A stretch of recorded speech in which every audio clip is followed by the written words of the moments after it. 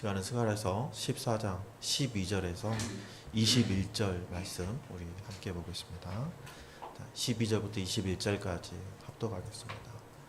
예루살렘을 치러 오는 모든 민족을 주님께서 다음과 같은 재앙으로 치실 것이다. 그들이 제 발로 서 있는 동안에 살이 썩고 눈동자가 눈구멍 속에서 썩으며 혀가 입 안에서 썩을 것이다. 그날이 오면 주님께서 보내신 크나큰 공포가 그들을 휩싸일 것이다. 그들은 서로 손을 잡고 저희들끼리 손을 들어서 칠 것이다. 유다 사람들도 예루살렘을 지키려고 침략자들과 싸울 것이다. 그들은 주변 모든 이방 나라의 재물 곧 금과 금과 의목을 마구 차지할 것이다.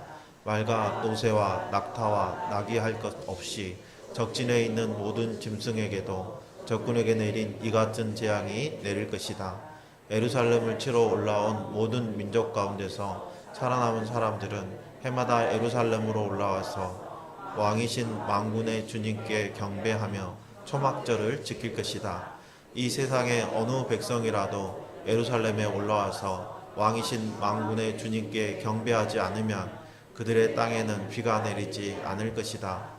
이집트 백성이 예루살렘으로 올라와서 어울리지 않으면 그들의 땅에도 비가 내리지 않을 것이다. 주님께서는 초막절을 지키러 올라오지 않는 이방 나라들에게 내리실 그 똑같은 재앙을 그들에게도 내리실 것이다. 이것은 초막절을 지키러 올라오지 않은 이집트 사람과 모든 이방 민족이 받을 벌이다. 그날이 오면 말 방울에까지 주님께 거룩하게 바친 것이라고 새겨져 있을 것이며 주님의 성전 안에 있는 모든 솥이 제단 앞에 있는 그릇들과 같이 거룩하게 될 것이다. 예루살렘과 유다에 있는 모든 솥도 만군의 주님께 거룩하게 바친 것이 되어 제사를 드리는 사람들이 와서 그 솥에 제물 고기를 삶을 것이다. 그날이 오면 만군의 주님의 성전 안에 다시는 상인들이 없을 것이다. 아멘. 우리가 살아온 길을 이렇게 뒤돌아보면 적지 않은 어려움들이 함께 했었죠. 경제 위기로 직장을 잃을 때도 있었고요. 오래 다니던 회사가 하루아침에 문을 닫았던 경험, 혹은 오랫동안 지켜왔던 건강이 하루아침에 무너져서 건강을 잃었던 경험들도 있습니다. 특히 IMF 위기 때 많은 가정이 순식간에 삶의 기반을 잃었던 기억을 가지고 있죠. 그때는 믿음의 가정이라고 예외가 없었습니다. 그때 사람들은 이런 생각을 많이 했죠. 이런 질문을 많이 던졌어요. 나는 열심히 살았는데 왜 이런 일이 나에게 일어나는가? 하나님을 믿었는데도 왜 우리 가정은 이런 고통을 겪어야 하는가? 오늘 본문 14장에서는 이러한 질문에 대한 답을 우리에게 주고 있습니다. 하나님께서 사랑하시는 예루살렘이 이방 민족들에게 공격을 받습니다. 도성은 무너지고 백성의 절반은 포로로 잡혀갑니다. 하나님의 백성이 왜 이런 일을 겪어야 할까요? 하나님의 역사는 징계로 끝나지 않습니다. 하나님께서 친히 개입하시고 예루살렘을 회복시켜 주시죠. 하나님께서 고난을 허락하시는 이유는 하나님의 백성을 버리시기 위한 것이 아니라 그 백성들을 정결하게 하시고 새롭게 세우시기 위한 것이죠. 이스라엘 백성들은 출애굽 이후에 시내산에서 하나님과 언약을 맺었어요. 그래서 거룩한 제사장의 나라가 되었습니다. 그러나 그들은 하나님의 말씀에 순종하지 않았고 하나님의 기대에 부응하지 않고 거룩한 제사장의 나라라는 그 정체성을 포기했죠. 결국 하나님께서는 이스라엘 백성들을 향하여 로 암미 나의 백성이 아니다 라고 말씀하시면서 그들을 이방인의 손에 넘겨주셨죠. 그 결과 너무너무 참혹한 현실이 그들을 덮쳐왔습니다. 수많은 가옥들이 약탈당하고 주민들의 절반은 포로 생활했었죠. 왜 이런 일이 하나님의 도성 예루살렘에서 일어나야 되는 것인가? 그것은 하나님의 백성이라 할지라도 죄로 인한 고난과 시련에서 벗어날 수 없다라는 것을 명확하게 보여주시기 위함입니다. 그러나 하나님의 백성들이 마주하는 고난은 무의미하지 않습니다. 이 모든 고난은 하나님의 섭리 안에 있기 때문이죠. 하나님께서 시련을 통해서 그 백성들의 신앙을 시험하시고 또 그들을 정결하게 하십니다. 스가랴서 13장 8절 9절 말씀, 내가 온 땅을 치면 3분의 2가 멸망하여 죽고 3분의 1만이 살아남게 될 것이다. 주가 하는 말이다. 그 3분의 1은 내가 불 속에 집어넣어서 은을 단련하듯이 단련하고 금을 시험하듯이 시험하겠다 라고 말씀하십니다. 또한 그들은 내 이름을 부르고 나는 그들에게 응답할 것이다. 나는 그들을 내 백성이라고 부르고 그들은 주를 우리 하나님이라고 부를 것이다. 이렇게 약속해 주셨어요. 이 말씀에 따르면 하나님의 백성이 되려면 고난의 과정, 시련의 과정, 정결의 과정을 반드시 거쳐야 한다는 것입니다. 이스라엘 백성들이 스스로 거룩해질 수 없어요. 그럴 능력을 가지고 있지 않습니다. 그래서 하나님께서 그들을 징계하시고 고난을 통해서 그들을 연단시키시고 친히 그들을 거룩한 백성으로 세워주시는 거예요. 하나님께서 예루살렘을 징계하신 이유는 예루살렘을 멸망시키려는 것이 아니라 악은 어떤 모양이라도 용납되지 않는 공의와 진리가 가득한 새 예루살렘을 세우시기 위함이라는 거예요. 그 새 예루살렘에는 여호와께 성결이라는 고백이 곳곳에 새겨지게 될 것입니다. 오늘 본문 12절부터 21절까지는 하나님의 심판이 어떻게 이루어지는지, 그리고 남은 자는 어떤 길을 걷게 되는지, 그리고 궁극적으로 하나님이 세우시는 새 예루살렘은 어떻게 성결하게 되는지에 대해서 분명한 시각으로 우리에게 보여주고 있습니다. 우리 삶에도 고난과 역경이 있죠. 그러나 이 모든 일은 하나님의 계획 안에 있다는 것을 믿고 우리는 결국은 하나님의 복을 받게 돼 있다라는 것을 믿으시고, 하나님께서 우리에게 고난을 주시는 것은 하나님이 예비하신 그 복을 받을 수 있게 하기 위해서다라는 믿음을 가지시기 바랍니다. 오늘 말씀을 통해서 스가랴가 보여주는 여호와의 날, 다시 말하면 하나님의 최종적인 심판의 날, 동시에 하나님이 보여주시는 회복의 날, 그 어떤 상황에서도 새 예루살렘을 허락해 주시는 하나님을 신뢰함으로 하나님께 소망을 두는 삶을 살아가겠다고 다시 결단하는 귀한 시간 되시기를 예수님의 이름으로 축복합니다. 예루살렘을 징계하셔서 그들을 이방인의 손에 넘겨주셨던 하나님께서 친히 이방 나라와 싸우십니다. 인간의 힘으로는 도성을 지킬 수 없었어요. 하나님의 개입하시니까 그 상황이 역전되었습니다. 이방 민족은 끔찍한 재앙을 받죠. 12절 말씀해 보니까 예루살렘을 치러 오는 모든 민족을 주님께서 다음과 같은 재앙으로 치실 것이다. 같이 읽을까요? 그들이 제 발로 서 있는 동안에 살이 썩고 눈동자가 눈구멍 속에서 썩으며 혀가 입안에서 썩을 것이다. 너무나 참혹한 비참한 말씀 아닙니까? 하나님께서 직접 이방 민족을 치시는 날 대적들은 서로 싸우고 살과 혀와 발이 썩는 아주 끔찍한 재앙을 받게 될 것이라는 겁니다. 그리고 결국은 멸망하게 될 것이라는 거예요. 인간적인 힘을 믿고 하나님을 두려워하지 않는 자들의 최후는 이와 같습니다. 비참합니다. 그들이 자랑하는 힘과 권력은 하나님 앞에는 아무런 소용이 없습니다. 무용지물이죠. 하나님이 없는 삶을 살아가는 그들에게 미친 재앙은 그들의 짐승에게도 똑같이 미칩니다. 15절 말씀, 또 말과 노새와 낙타와 나귀와 그 진에 있는 모든 가축에게 미칠 재앙도 그 재앙과 같으리라. 예루살렘을 치기 위해 모인 자들은 화살 하나 제대로 날려보지 못하고 칼도 한번 제대로 휘둘러 보지 못하고 하나님의 계획에 의해서 자중질환에 빠져서 스스로 멸망합니다. 반면에 유다 사람들은 협력하여서 예루살렘을 지키기 위해서 나가서 싸웠고 이방 나라들이 가져왔던 금과 은과 많은 전리품들을 획득하게 됩니다. 그렇다고 해서 하나님께서 모든 이방 백성들을 멸절시키신 것은 아닙니다.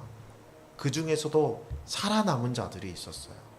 그런데 놀라운 거는요, 이 살아남은 자들이 해마다 하나님의 성전에 예루살렘에 올라와서 초막절 절기를 지키게 된다는 거예요. 하나님을 예배하게 된다는 거예요. 16절 말씀을 보겠습니다.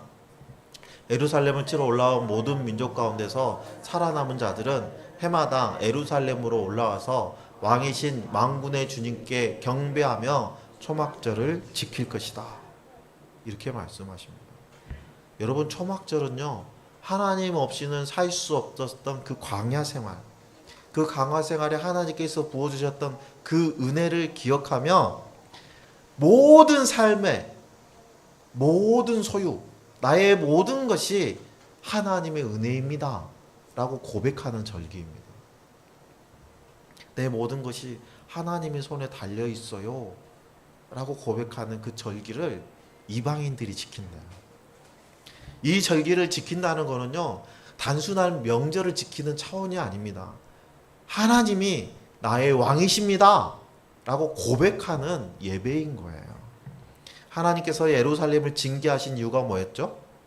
하나님의 거룩한 백성으로 그들을 다시 세우시기 위해서였어요. 그렇다면 하나님께서 이방 나라를 치시는 이유가 무엇이라고 오늘 본문을 말씀하십니까? 그들이 하나님 앞에 예배자로 서게 하기 위해서 그들을 징계하셨다고 말씀하십니다. 하나님께서는 초막절을 지키러 올라오지 않은 민족들은 그 누구도 예외 없이 벌을 내리신다고 말씀하십니다. 하나님께 예배하지 않는 땅에는 비가 끊기고 재앙이 임하게 될 것이라고 말씀하십니다. 출애굽 때 애굽 땅에서 내렸던 수많은 재앙들처럼 하나님을 예배하지 않는 자들의 땅에는 재앙이 내린다는 거예요. 초막절은 하나님께서 광야에서 이스라엘 백성들과 함께 하셨던 그 임마누엘의 복을 기념하기 위한 절기이거든요. 따라서 하나님의 명령에 순종해서 초막절 절기를 지키는 자들은 하나님의 임마누엘의 복을 누리는 자들이 될 것이고, 그것을 거부하는 자들은 하나님을 떠나 사는 자들이 된다는 거죠. 그러므로 하나님의 말씀에 순종해서 하나님께 예배하는 바로 그것이 하나님과의 관계를 회복하는 유일한 길이고, 하나님이 우리에게 주신 생명을 지키는 유일한 방법이라는 거야. 또한 이방인이라 할지라도 초막절 예배를 드려야 한다는 이 말씀은 예루살렘 주민뿐만 아니라 이방인들에게도 임마누엘의 복이 주어진다는 하나님의 약속이에요. 열방을 향한 하나님의 복이 성취되는 모습을 보여주고 있죠. 자, 20절에 보니까 그날이 오면 말 방울에까지 주님께 거룩하게 바쳐진 것이라고 새겨져 있을 것이며 주님의 성전 안에 있는 모든 솥이 제단 앞에 있는 그릇들과 같이 거룩하게 될 것이다 라고 말씀하세요. 거룩하게 바쳐진 것, 이것을 개역 개정에서는 여호와께 성결이라고 번역하고 있습니다. 대제사장이 쓰는 이 관에는 뭐라고 기록되어 있었죠? 여호와께 성결이라고 기록되어 있었어요. 여호와께 성결이라는 이 글자는 대제사장이 쓰는 관에만 기록되어 있었던 거예요. 그런데 이제는 그 여호와께 성결이라는 글이 모든 곳에 쓰여지게 된다는 거예요. 심지어는 내가 밥에 먹는 솥단지에도 여호와께 성결이라는 글씨가 쓰여지게 된다는 거예요. 여러분, 거룩이라는 이 단어는요, 성전과 제단, 그리고 하나님을 섬기는 데 쓰는 특별한 그릇에만 표현되는 단어였어요. 우리가 예배 시작할 때 거룩 거룩 거룩 찬양하는 것처럼 함부로 입에 올릴 수 있는 단어가 아니었단 말입니다. 그런데 지금 오늘 본문에는 그 거룩이라는 단어가 가장 평범하고 세속적인 것까지 해도 쓰일 수 있게 되었다라고 말씀하십니다. 부뚜막에 있는 솥과 제단에 있는 그릇, 동일하게 하나님 앞에 정결한 그릇이 된다는 거예요. 예배와 일상의 경과가 사라진다는 겁니다. 삶 전체가 하나님께 드려지는 예배가 된다는 거예요. 성전 안에 제사를 드리는 도구뿐만 아니라 우리의 삶에서 쓰이는 모든 도구가 하나님께 예배 드리는 도구가 된다는 거예요. 이방 민족들이 하나님께 심판을 받을 때 그가 가진 소유도 그와 같은 자축들까지 벌을 받았던 것처럼 하나님께 순종해서 하나님께 예배드리는 자들에게는 그가 가진 모든 소유에 하나님의 복이 임하게 되는데 그 복이 거룩의 복이라는 겁니다. 임마누엘의 복이라는 거예요. 이렇게 예루살렘은 이전과 같은 완전히 새로운 예루살렘이 됩니다. 요한계시록에서 우리 이런 말씀을 보았죠. 새 땅과 새 하늘, 새 예루살렘에는 하나님이 그들과 함께 계시고 그들의 모든 눈물을 닦아주시고 그곳에는 사망도 없고 애통도 없고 고통도 없을 것이다 말씀해 주셨죠. 오늘 스가랴서에서는 바로 그러한 상태, 그러한 새 예루살렘의 환상을 실제적인 모습으로 완성된 성결남 공동체의 모습으로 우리에게 보여주고 있어요.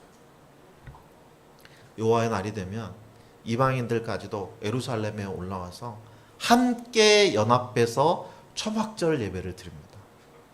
스가랴 선지자는 여호와의 날에 성전과 예루살렘에 온전히 성결해질 것이라는 것을 선포하면서 마지막에 이렇게 말하죠. 21절 말씀. 예루살렘과 유다에 있는 모든 솥도 만군의 주님께 거룩하게 바쳐진 것이 되어 제사를 드리는 사람들이 와서 그 솥에 제물 고기를 삶을 것이다. 함께 있습니다. 그날이 오면 만군의 주님의 성전 안에는 다시는 상인들이 없을 것이다. 아멘. 개역개정에서는 이 상인이라는 단어를 가나안 사람이라고 번역했어요. 가나안 사람들은 문자적으로는 상인을 의미합니다. 하지만 이 가나안 사람이라는 단어가 구약 성경에 쓰여져 있는 그 용례들을 살펴보면 영적으로 거룩을 더럽히는 자, 하나님을 이용하는 자, 형식은 있고 진심은 없는 자, 하나님을 이용하려는 자들을 상징하는 말로 사용된 것이 가나안인이라는 말이었어요. 따라서 그날이 오면 만군의 주님의 성전 안에는 다시는 상인들이 없을 것이다 라는 이 말의 의미는 성전 안에서 돈벌이에 급급하는 하나님을 이용하려 하는 불순한 자들이 더 이상 없을 것이다 라는 말씀이에요. 새 예루살렘에는 모든 불의한 것이 제거되고 하나님의 공의와 정의가 충만하게 될 것이다 라고 말씀하는 거예요. 그래서 요한계시록 21장 27절에도 같은 말씀이 있는데 속된 것은 무엇이나 그 도성에 들어가지 못하고 가증한 일과 거짓을 행하는 자도 절대로 거기에 들어가지 못합니다. 다만 어린 양의 생명책에 기록되어 있는 사람들만 들어갈 수 있습니다. 이렇게 말씀하시죠. 그러므로 오늘 본문에 만군의 주님의 성전에 다시는 상인들이 없을 것이다 라는 이 말씀은 예수님께서 성전에서 장사하시던 자들을 다 내쫓으시고 내 집은 만민이 기도하는 집으로 일컬음을 받을 것이다 라는 이 말씀이 온전히 성취되는 모습을 우리가 볼 수 있습니다. 오늘 본문을 통해서 우리는 중요한 교훈을 얻습니다. 첫 번째는 예배가 삶의 중심이 되는 삶을 살아야 한다는 거예요. 사도 바울은 로마서 12장 1절에 이렇게 말씀하시죠. 그러므로 형제들아 내가 하나님의 모든 자비하심으로 너희를 권하노니 너희 몸을 하나님이 기뻐하시는 거룩한 산 제물로 드리라. 이는 너희가 드릴 영적 예배니라. 아멘. 사도 바울은 예배를 단순하게 성전에서 드리는 예배 의식으로만 국한하지 않았습니다. 우리의 몸, 우리의 전 인격과 삶으로 드리는 예배, 그것이 참된 예배다라고 말씀하고 있어요. 따라서 스가랴 선지자가 초막절 예배를 강조한 것처럼 우리가 드리는 주일 연합 예배는 삶으로 드리는 예배가 되어야 할 줄로 믿습니다. 주일에 예배 드릴 때 감동도 되고 그래 나도 그렇게 살아야지 결단도 하지만 어떻습니까? 집으로 돌아가는 길에 마음이 싹 사라지고 그 마음은 어디 간지 모르고 집에 갔더니 애들이 잔뜩 어디로 놨어요? 그러면 그 받은 은혜는 어디 가고 소리만 빼락 지르게 되죠. 나만 그런가요? 사촌 동생도 똑같은 문제를 가지고 있었어요. 주일마다 예배를 통해서 은혜는 받지만 월요일이 되면 세상 속에서 나의 모습을 온전히 사라지고 세상과 똑같은 삶을 살아가고 있는 자신을 발견하게 되고 자책감이 들고 나는 어쩔 수 없나 봐 하는 무력감, 자책감으로, 죄책감으로 굉장히 힘들어했죠. 그러다가 어느 날 예배 때 말씀을 듣고 그래 나도 주일 예배를 일상으로 이어가자 하고 결단했어요. 그래서 출근길에 버스 안에서 마음속으로 찬양을 부릅니다. 그리고 점심시간에 잠깐이라도 기도를 하고요. 퇴근해서 집에 돌아오면 자녀들과 짧게라도 가정 예배를 드렸어요. 그랬더니 정말로 주일 연합 예배의 그 삶의 결단이 일상의 예배로 이어지는 것을 경험하게 되었다라고 간증합니다. 여러분, 일상이 예배가 되는 삶은요, 거창한 것이 아니고 여러분의 삶 속에서 작은 것 하나 실천할 때 이루어지는 것입니다. 또한 우리가 교회 안에서 드리는 예배가 우리의 중심이 되고 우리의 중심을 새롭게 하고 그 예배가 흘러가서 가정과 직장과 일상의 자리에도 하나님을 영화롭게 하는 삶으로 드러나게 되는 거예요. 여러분, 주일 연합 예배는 시작입니다. 진정한 예배는 월요일부터 토요일까지 여러분의 삶 속에서 이루어지는 거예요. 우리의 몸을 하나님께 온전히 드리는 영적 예배를 통해서 우리가 드리는 예배가 완성되어 가는 것입니다. 여러분, 예배는 구원의 조건은 아니에요. 하지만 구원받은 백성들이라면 예배를 드릴 수밖에 없어요. 하나님은 예배하는 자들에게 생명을 누리게 하시고 예배를 거부하는 자들에게는 벌을 내리셔서 멸망의 길을 걷게 하겠다고 말씀하십니다. 예배가 구원의 조건은 아니지만 구원받은 자들이 예배를 드린다는 것을 감안해 보면 예배를 드리지 않는다는 것은 내가 아직 구원받은 자가 아니라는 거예요. 그래서 오늘 본문에는 예배를 중심으로 하는 삶을 살아가는 것이 얼마나 중요한지 새 예루살렘의 비전을 통해서 강조하고 있는 것입니다. 오늘 본문을 통해서 우리가 얻을 수 있는 두 번째 교훈은 모든 삶의 영역이 성결해져야 한다는 거예요. 사도 바울도 고린도전서 10장 31절에서 이렇게 말씀하십니다. 10장 31절 그런즉 너희가 먹든지 마시든지 무엇을 하든지 다 하나님의 영광을 위하여 하라. 사도 바울의 이 외침과 스가랴 선지자의 말씀은 같은 진리를 가리키고 있어요. 성결과 영광은 같은 말입니다. 여호와께 성결은 하나님께 구별된다는 것을 의미하는 것이고 여호와께 영광을 이라는 말은 삶의 초점이 하나님께 맞추어져 있어야 된다는 말씀이에요. 하나님의 말씀에 순종하는 사람들은 거룩한 하나님의 백성이 됩니다. 거룩한 백성이 된다는 것은 삶의 모든 영역에서 성결한 삶을 살아간다라는 의미예요. 스가랴 선지자는 여호와께 성결이라는 이 한 문장으로 하나님의 백성들이 어떻게 살아가야 되는지 분명하게 말씀해 주고 있습니다. 제가 군생활할 때 친하게 지냈던 동기가 있습니다. 이 친구는 아침에 출근하기 전에 1시간 정도 성경을 한 장을 읽습니다. 한 장을 읽고 묵상 노트에 그 묵상을 적고 가장 밑에는 여호와께 성결이라는 말을 썼습니다. 습관적으로 여호와께 성결이라는 말을 매 페이지마다 적어요. 그런데요, 처음에는 습관적인 것 같고 형식적인 것 같았던 여호와께 성결이라는 이 단어가 내 동기를 변화시켰습니다. 일터에서 동료들과도 대화하다가도 책상에 붙어있는 여호와께 성결이라는 이 6글자가 눈에 들어오니까 마음을 가라앉히고 다시 새롭게 대화할 수 있게 되고 집에 돌아와서 가족들과 대화를 할 때도 욱성질이 있는데 여호와께 성결이라는 이 말 때문에 나의 말이 혹시라도 하나님께 성결함을 가리진 않는가 반성하게 되고 대화가 바뀌었다고 해요. 또 한 가지는요. 지갑을 열 때도 마찬가지입니다. 이 동기의 지갑을 딱 열면요. 지갑 안에 여호와께 성결이라고 라벨이 붙어 있어요. 그러면 지갑을 열 때마다 뭘 보는 거예요? 내가 과연 이 카드를 쓸 때 여호와께 성결함을 지킬 수 있는가라는 걸 물어보게 된다는 거예요.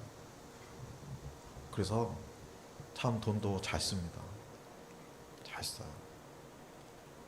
얼마나 잘 쓰냐면요. 이 동기는 2년 전에 죽음같이 강한 사랑 아가서라는 묵상집을 펴냈습니다. 안수 집사님이세요. 목사님이 아닙니다. 부끄러웠어요 저는. 400페이지에 되는 묵상집. 자신이 아침마다 일어나서 까닥까닥 썼던 그 한 페이지 한 페이지 묵상집을 보완해서 묵상집을 하나 발간을 했어요. 그리고 저한테도 보냈더라고요. 여러분, 성결한 삶은요 특별한 사람만 살아가는 게 아니에요. 목회자 같이 뭔가 좀 훈련받은 사람만 살 수 있을 것 같잖아요. 그렇지 않아요. 여러분들 모두 성결한 삶을 살아갈 수 있습니다. 그러므로 우리는 우리의 말과 우리의 직장과 우리의 돈 쓰는 태도 하나, 가정에서의 말투 하나까지도 하나님 앞에 성결해지도록 노력해야 돼요. 우리의 삶이 하나님께 드려질 때, 그리고 구별될 때 우리의 삶 그 자체가 하나님의 영광을 드러내는 여호와께 성결한 삶이 되는 것입니다. 가장 평범한 삶의 자리에서조차도 하나님의 영광을 드러내는 삶이 성도들의 삶이에요. 오늘 본문에서 강조하는 중요한 교훈 세 번째는요, 교회는 연합해야 된다는 것입니다. 스가랴가 본 비전처럼 여호와의 날에 하나님의 백성들이 함께 모여서 예배할 때 교회는 세상과 다른 모습을 보여줘요. 여러분, 예수님께서 마지막 순간까지 우리를 위해서 기도하셨어요. 예수님께서 마지막까지 우리를 기도하셨던 그 기도의 내용이 무엇인지 여러분 기억하십니까?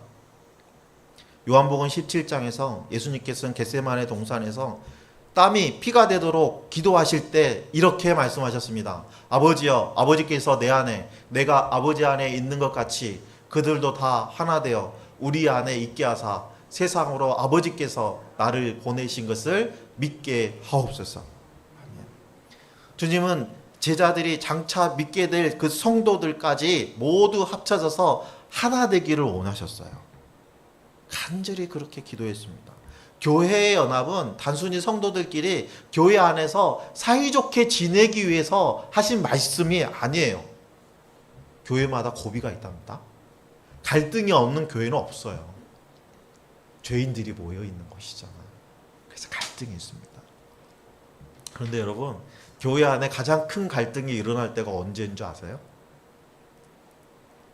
교회 분열의 가장 큰 위기는요, 교회를 건축할 때입니다. 제가 대전에서 생활할 때 새로 조성되는 아파트 택지에 교회가 건축이 됐어요. 그런데 놀라운 것은 그 교회를 짓는 그 교회가요, 인접한 지역에 지하 상가를 임대해서 예배드리는 지하교회였어요. 성도는 등록교회는 50명이지만 예배드리는 성도는 30명이 채 안 되는 그런 교회였습니다. 주변에서 뭐라 했을까요? 목사님 왜 그래? 노망났나 봐. 다 말렸어요. 근데 놀라운 거는요, 그 교회가 예배를 건축했습니다. 그 작은 교회가 협력해서 교회를 건축했고요. 교회를 건축한 이후에 많은 부흥이 있었습니다. 반면에 실패한 경우도 있어요. 세종시에 첫마을이 들어섰을 때요, 많은 목회자들이 부푼 꿈을 안고 첫마을을 향했습니다. 상가 월세가 비쌌지만 그래도 교회 건축을 꿈꾸면서 많은 성도들과 함께 옮겼어요. 그런데 여러분, 성공한 교회보다 분열한 교회가 더 많습니다. 2개, 3개로 나눠진 교회들이 많아요. 여러분, 교회가 분열되잖아요? 그럼 세상이 뭐라 그럴까요? 분열된 교회를 바라보는 세상은 하나님을 부정합니다. 하나님이 없다 그래요. 그런데 연합된 교회를 세상이 보면 뭐라 할까요? 교회가 주님 안에서 하나 될 때 세상은 하나님을 알게 되고 하나님이 이 땅을 존재하게 하신다는 것을 보게 되고, 그리고 하나님께서 예수님을 이 땅에 보내셨다는 것도 믿게 됩니다. 요한복음 17장의 말씀이 바로 이 말씀이에요. 여러분, 교회의 연합은 그 자체만으로도 복음 전도의 능력이 되는 거고요. 하나님 나라를 증거하는 것입니다. 그러므로 우리가 십자가 아래 모여서 서로 다름을 넘어서 예수님의 피로 하나 되는 공동체를 이루어야 할 것입니다. 여러분, 오늘 말씀은 스가랴서 말씀의 가장 마지막 부분이에요. 여러분, 편지를 마무리할 때 가장 정성을 들이는 문장이 마지막 부분이죠. 누군가의 인생의 마지막을 정리하는 글이 있다면 그 마지막 문장은 자신의 삶을 농축해서 담는 그런 글을 쓰지 않겠습니까? 여러분은 편지의 마지막에 어떤 문구를 쓰게 될까요? 스가랴서는 이렇게 끝납니다. 여호와께 성결. 스가랴는 바벨론 포로에서 돌아와서 절망과 허무에 빠진 백성들에게 성전을 재건을 하도록 독려하고 새로운 소망을 불어 넣어줬어요. 이 성전 재건은요, 단순한 건축이 아니에요. 하나님의 나라가 다시 세워진다는 희망을 심어준 거예요. 눈앞에 보이는 것은 황무지이고 도무지 나아질 희망은 보이지 않지만 백성들의 진짜 주인이 되시고 인조다 되시는 하나님은 지금도 변함이 없으시다 라는 것을 말씀하시는 거예요. 오늘 여러분의 가정과 교회와 일상에 무엇이 새겨져 있습니까? 혹시 세상의 욕심과 다툼이 새겨져 있지는 않습니까? 이제 우리의 삶의 모든 자리에 여호와께 성결이라는 말씀이 새겨지기를 원합니다. 여호와께 성결은 여러분 단순한 표어가 아니에요. 그것은 하나님의 백성으로 살아가는 정체성이에요. 우리의 입술과 일상에 새겨져야 될 우리의 신앙 고백이에요. 여호와께 성결이라는 고백이 우리의 삶으로 드러나질 때 우리는 온전한 회복과 하나님의 능력을 경험하게 됩니다.